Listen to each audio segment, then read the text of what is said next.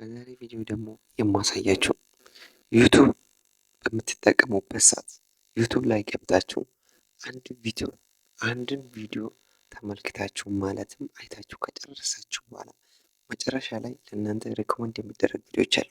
እነሱ ቪዲዮዎች ያለ እናንተ ፍቃዶች እንዳይከፍት እንዴት አድርጋችሁ ኦፍ እንደምታደርጉ አሳያችኋለሁ። እሱ ነው እንግዲህ አውቶ ፕሌይ ኦፍ ማድረግ የሚባለው።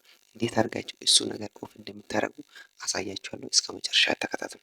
ባይዘው ወደ ቪዲዮ ከመግባቴ በፊት ለዚህ ቻናል አዲሱ ናችሁ ቻናሉን ሰብስክራይብ፣ ላይክ፣ ሼር በማድረግ ሰፖርት አድርጉኝ።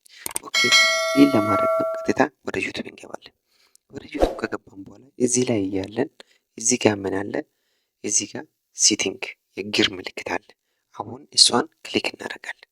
የጊር ምልክቷን ክሊክ ካደረግን በኋላ ወደ ላይ ስክሮል እናደርግና ወደ ታች ስንሄድ ምን እናገኛለን? ቪዲዮ ኤንድ አውዲዮ ፕሪፈረንስ የሚለው ስር ፕሌይባክ የሚላል እሱ ውስጥ ከገባን በኋላ እዚህ ጋር አውቶ ፕሌይ ኔክስት ቪዲዮ ትርጉሙ ምን ይላል መስላችሁ?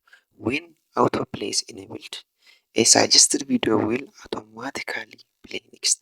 ለእናንተ ሳጀስት ሪኮመንድ የተደረገ ቪዲዮ እቺ ኦን ከተደረገች በራሱ ጊዜ ነው የሚጀምረው ማለት ነው። ስለዚህ እቺ ነገር ኦፍ አደረጋችሁ ማለት ምንም ለእናንተ ሳጀስት ሪኮመንድ ቢደረግም እናንተ እስካልከፈታችሁ ድረስ አይከፍትም ማለት ነው። ስለዚህ ምን ታደርጋላችሁ? እዚህ ጋር ኦፍ ታደርጋላችሁ ማለት ነው። እንዲህ በማድረግ አውቶ ፕሌይን ዲዜብል በማድረግ ዩቱባችን መጠቀም ትችላላችሁ። ቪዲዮ አስተማሪም ነው ካገኛችሁ ቻናሉን ላይክ፣ ሰብስክራይብ፣ ሼር በማድረግ ሰፖርት አድርጉኝ። ሀሳብ አስተያየት ካላችሁ ደግሞ ኤኒ ሳጀሽን የሚያጠናክር እንደ አስተያየት ልታቀርቡ የሚችሉ ሀሳብ ካላችሁ ኮሜንት ቦክስ ላይ ጻፉልኝ።